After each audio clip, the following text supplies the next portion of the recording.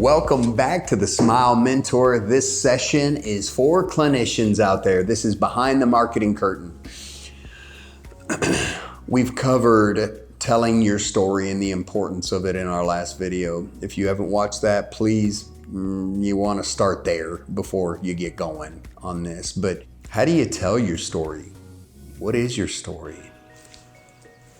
You know, this is where we have excelled for patient or for clients, for dental practices that focus on this, because I've lived the story as a patient. I know what kind of stories stink, smell, the consultations, because all that's part of your story. All that's part of marketing. Marketing is not just a website. Marketing is not just video. Marketing is not just SEO and pay-per-click. Marketing is when you sit down with that patient. Marketing is the lives that you have done, that you have changed for the good for those patients. Capturing all that is all part of your story, right? I mean, your story, you got a clinic. You've decided to become an all-on expert. You do dental implants and all-on X. Okay, how? Prove it. That's your story. Where'd you go? Where'd you go to school? What additional CE credits? What mentors do you have? How many cases do you see a week? Are you good at this? All of that plays into your story. All of that represents you, the team. Guess what? That's your story. They're supporting you. I mean, unless you're a DSO and that type of deal, I understand that. But for the clinicians out there that own the practice and that take this to heart, that's your story. How the practice looks, the colors you choose, all of that. And so that's how you tell your story.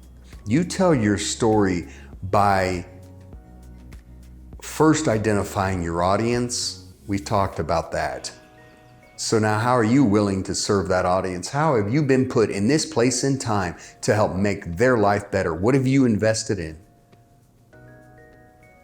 As you guys can see, I'm a big proponent of video. I know, and it almost tickles me sometimes when I get in front of clinicians and put a camera in front of them. So like how I look when I'm sitting in the dental chair in front of a dentist. A little nervous, I don't know how this is gonna go. But get in front of the camera, guys. That's your story. It is such a powerful tool, and I'm going to cover more on that, but in this first part, I just wanna go high level and share with you the 5 keys that I would use when it comes to marketing. You've identified your story. You've built that out. Now, how do you tell that story? Number 1, I would always start with video and photography. The reason being, you're going to get to see your story, hear your story. The marketing firms you work with are going to be able to use your story to then build out all your assets. So first, video and photography. Do not use a bunch of stock stuff, guys. I'm telling patients to watch out for that. Invest in a good marketing company. And by the way, guys, I'm not looking for any work. Please, we only handle a very select few clients, so this is not meant to be self-serving. I know it's like, well, okay, God, apparently this guy likes to use video. No, I just know how powerful it is. I've used it in multiple of my entrepreneurial careers, and I have seen tremendous growth through it, and I've seen it in the dental implant world. I mean, that's how we've been able to take clinics from an average for 3 to 5x in less than 2 years. Just one of the big components of that is them being real and telling their story. How do you do the video part? We're gonna cover that in another session.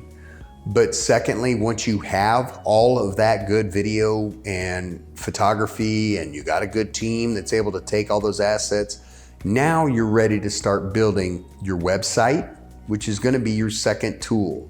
This is going to be crucial to make sure highly educational, that it works on all platforms, mobile,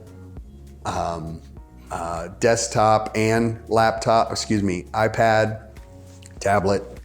But that website is probably going to be the first impression a patient has with you, unless they found you on social media.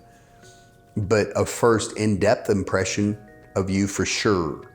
And so investing in a good website that tells your story, that walks them through, we're going to cover that more in another video on the website side of things. Thirdly, have a fantastic social media team. Tell the stories of life that you are changing. Tell the lives of your of your team, your assistants and your entire team. Celebrate birthdays, celebrate anniversaries, celebrate all that kind of good stuff. Get all of that. We'll cover more of that in another video, but a good social media strategy managed by a good social media team. And I have yet to find 1 in 100 doctors. They just don't like paying for it. We're getting back to that whole, don't be cheap.